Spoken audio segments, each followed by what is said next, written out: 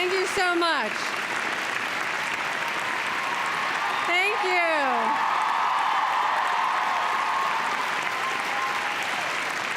Madam Chair, members of the Smith College community, distinguished guests, I accept these symbols of office, conscious of the responsibility they carry and the honor they convey. I thank you for the privilege of leading Smith College.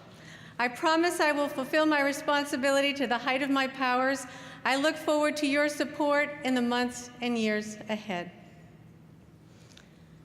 Trustees, students, faculty, special guests, and alumni gathered around the world, I'm honored to be standing before you today and grateful for the confidence you've entrusted in me to lead this great college. On this glorious afternoon, we honor Smith College, a remarkable institution with a proud past and a promising future that we will build together. I begin my remarks with gratitude. I'm grateful to those of you who have welcomed me today. Alex, Gussie, Hallie, and Kate, you represent the Smith community, faculty, students, staff, and alumni. Like me, you are immensely proud of Smith, and like me, you believe deeply in the power of our mission. Lynn, I'm thankful for your colleagueship in the 5 colleges, as well as in the historic 7 Sisters. Our institutions are joined in this valley and in our commitment to the education of women. Drew, your greetings from the Academy as a fellow president, a role model, and a friend mean so much to me, as you must surely know. As you've heard, we are fortunate to have 3 former presidents of Smith College here today, Jill Kerr Conway, Mary Maples Dunn, and Carol Tecklett Christ. Since the announcement of my appointment last December, each of you has counseled and supported me. I will carry your legacies forward with deep respect for all that you have accomplished. To the trustees, thank you for your confidence and partnership. Thank you for embracing me in leadership. Many former trustees and alumni are gathered here today, and others of you are watching online. In my meetings with you, in the stories you have told me, I have come to know how Smith changed your life. You've told me that a Smith education is so powerful that one Smithy can spot another across a graduate seminar, a boardroom, a volunteer meeting, or in the aisles of a transcontinental flight, and recognize her instantly as a friend and ally. To the students, those of you with us today and those of you watching from abroad, I am energized by your passion. I am inspired every day by the future that you represent. If you remember one thing from today's proceedings, I hope it is this. The mission of this institution is to prepare you, women of promise, for lives of distinction. To the undergraduate faculty and the faculty of the School for Social Work, I am proud to join your ranks as a professor here at Smith. My academic home could be no richer. To the staff, I am proud to join your ranks in my role as president. I benefit from your support every day. This team, faculty, and staff alike will ensure that Smith remains a strong and caring institution. To the delegates here today, representing institutions from around the world, know that you honor Smith College and me by your presence. To the members of our local community, including our mayor, David Narkowitz, I'm proud to be a resident of Northampton, and I look forward to partnering with the citizens of this remarkable valley. Finally, I'm grateful to my friends and family who have traveled from near and far, from Hawaii to South Africa, to be here today. My journey to this place would not have been possible without the guidance, direction, and support of 3 remarkable women, my mentors, all of whom are here today. Brenda Steinberg was my advisor at Tufts University. She saw something in me that I didn't yet see in myself when she encouraged me to pursue graduate study in developmental psychology at Yale University. Two of my mentors from Yale are here.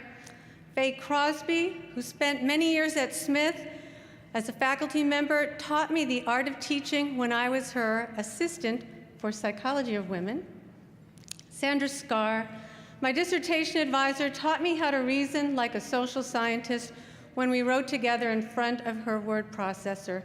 She used to introduce me as her intellectual daughter. Brenda, Faye, and Sandra, I'm deeply grateful to all three of you for the important role you played in my life.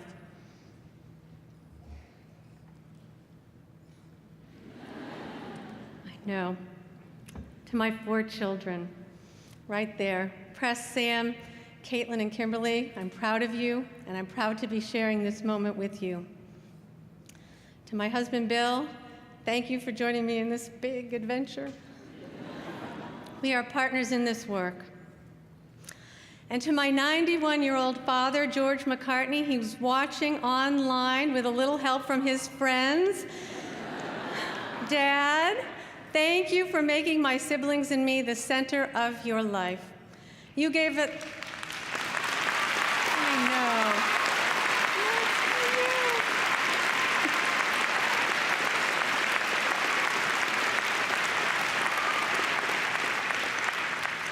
Dad, you gave us the courage to explore the world in all its wonder. I love you so much. And now for my inaugural address. I know, that was just the thanks. Today is a very proud day for Smith College, and for me, of course, as we reflect on our past and anticipate our future. As a developmental psychologist, I have a frame of viewing life. Life is change over time. In my research, I have focused on early childhood development. So perhaps it's not surprising that I present my aspirations for this great college through my observations of a child. Recently, I was walking home through this gorgeous campus, a botanical garden, and I was appreciating its beauty when a young child who looked to be about 5 years old captured my attention. She was riding a bicycle, and I'm guessing that the training wheels hadn't been off for long because her father, walking behind her, kept shouting instructions. I first took notice of her as she swerved the handlebars left and right, causing the bike to sway back and forth. "Stay to the side," her father admonished.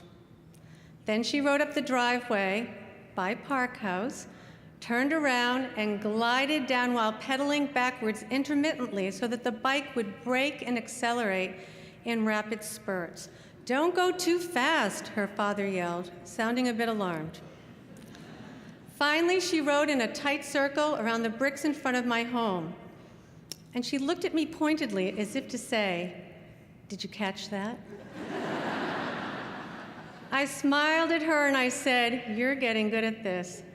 She nodded in agreement. She didn't hear her father call, "Look straight ahead." She was too busy learning. Now, developmental psychologists like me might describe this young girl as being in a state of flow, absorbed completely in a task, with energized focus and an overwhelming feeling of joy, learning at its best. But it's not all flow. At the heart of every theory of learning is the critical role that frustration plays. So our girl no doubt fell while learning to ride the bike, and she'll fall again. In the pursuit of learning, we fail again and again. In these moments, our frustration motivates us. We strive to reduce frustration, and in so doing, we learn. With each new lesson, we are changed. Young children, like our bicyclist, are eager to learn. The fortunate among us retain this eagerness, an interest in new skills, new ideas, new ways of knowing into adulthood and throughout our lives.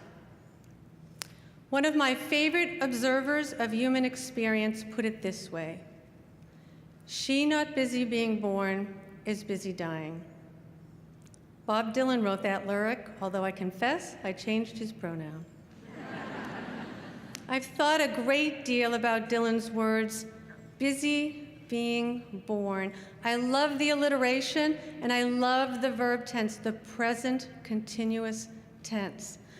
For Dylan, birth is a continuous process of transformation, of learning.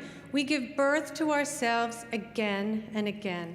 In contrast, death signifies complacency, stagnation. Each new stage of life offers the learner opportunities to be born over and over. For those of us who enter college in our late teens, like I did, this stage links adolescence to young adulthood. These are the coming-of-age years, a time between the safety of the familial context and the construction of an identity all our own. There's an openness to change and the time to explore, time before the responsibilities of careers, partners, and children. At the best colleges like Smith, the faculty make the most of this stage. We share our passions for our disciplines. We use the dialectics that occur in our classes, and we foster leadership. We learn from and with our students. A good education encourages an individual to seek change, to risk change. A strong institution encourages its community to seek change, to risk change. This remarkable college, with its venerable traditions and its distinguished history, is at the same time an embodiment of change. Sophia Smith envisioned a college where women would receive a rigorous education, the kind that was in her time available only to men. Access to education, then as now, is the path to equality. The statesman and civil rights activist W.E.B. Du Bois framed it this way: of all the civil rights for which the world has struggled, the right to learn is undoubtedly the most fundamental. The right to learn. The right to learning in its fullest form is a consistent theme of Smith's history. Malala Yousafzai, the remarkable Pakistani schoolgirl who defied the Taliban, said it best in our time: "We cannot all succeed when half of us are held back."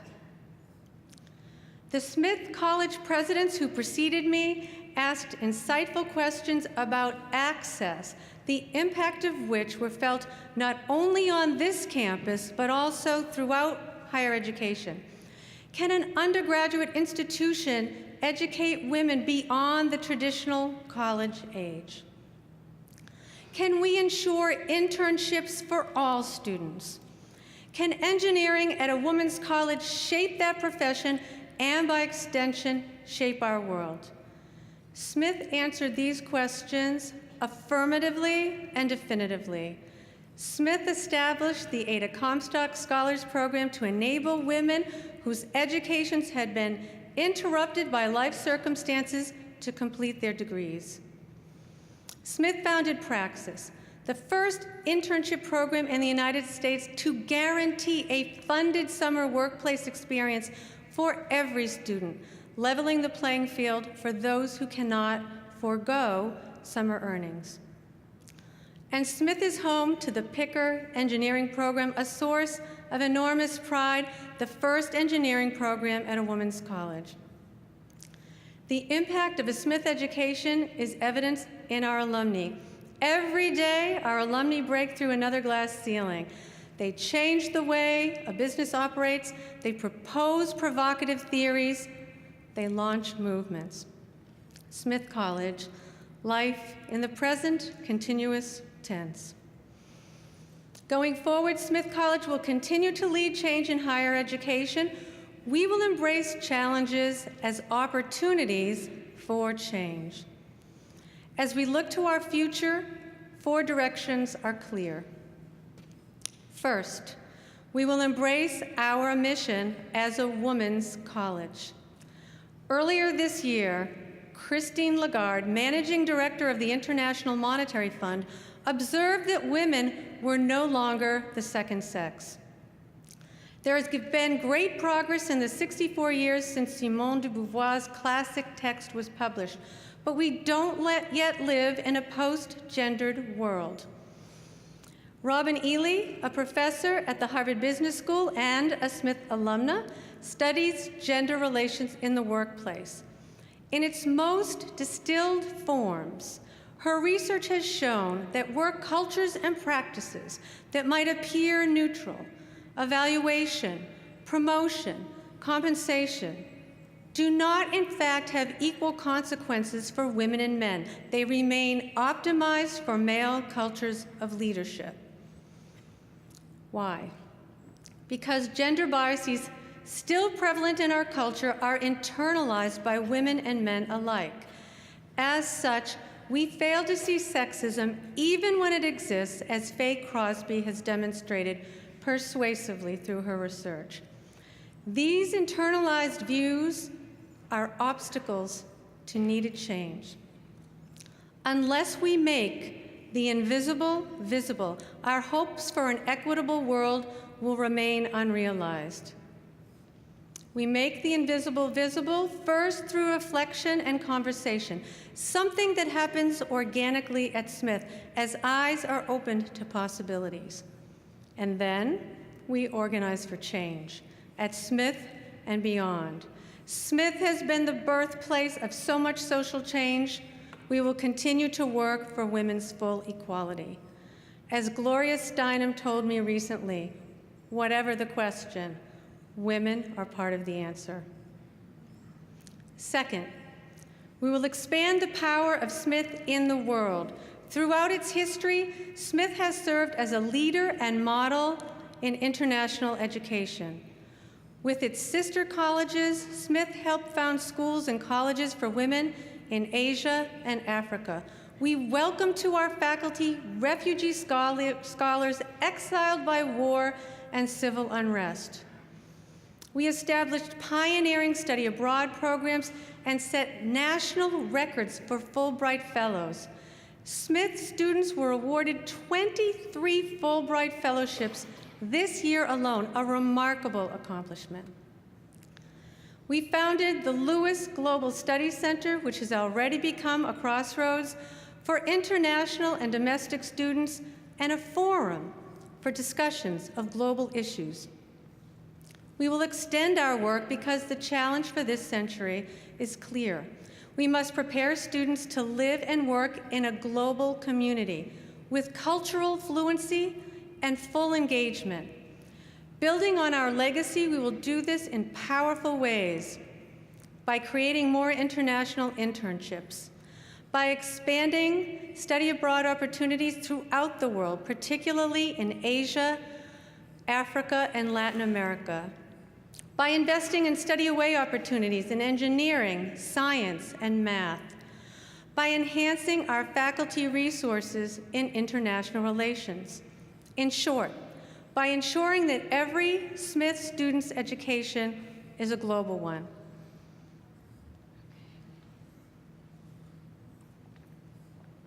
Third, we will innovate. Colleges and universities today are in the early stages of a grand pedagogical experiment. At the core is this question: how, when, and in what context does technology enhance learning? As a leading liberal arts education, a model for so much of what is right about residential education, Smith has the opportunity and the obligation to ask smart questions about technology and learning. Can we extend learning in community, the kind of learning that is face-to-face and place-based through technology? Can new technologies bring the power of the liberal arts to those underserved by higher education? Can we make learning a continuous process throughout the lifespan with technology? Smith's mission is resilient.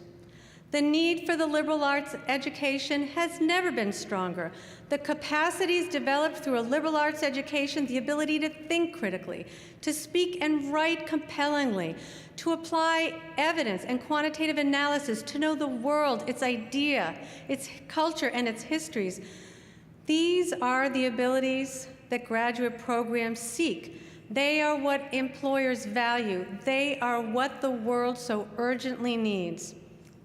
As important, a liberal arts education provides a foundation for fulfilling life.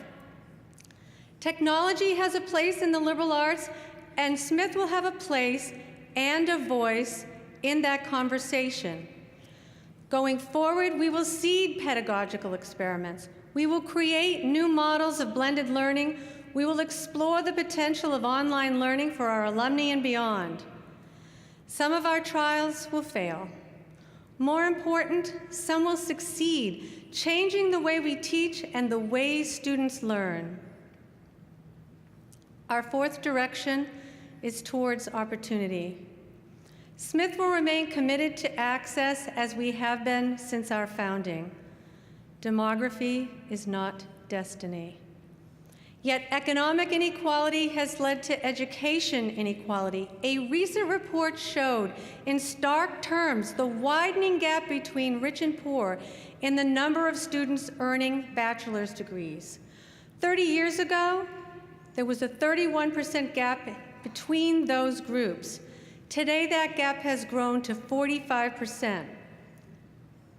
We're proud at Smith that 64% of students receive financial aid. 22% receive Pell Grants. 17% of our students are, like me, the first in their families to go to college. Support of these students is a shared commitment and a proud value that I will uphold. Smith will engage in the urgent debate around affordability and access that families across the income spectrum are seeking, a national conversation that President Obama has galvanized in recent months. Through our Women for the World campaign, we will ensure access to Smith for every ambitious young woman from every walk of life.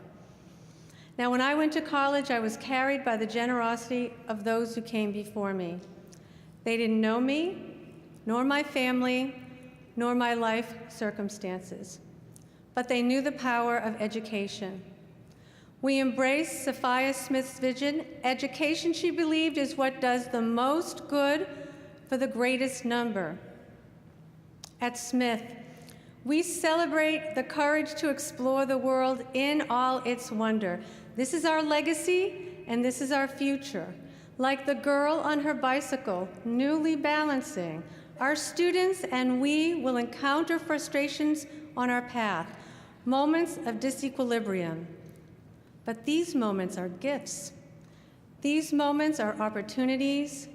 These moments afford the change that is learning. As individuals and in community, we are busy being born. Thank you very much. Thank you.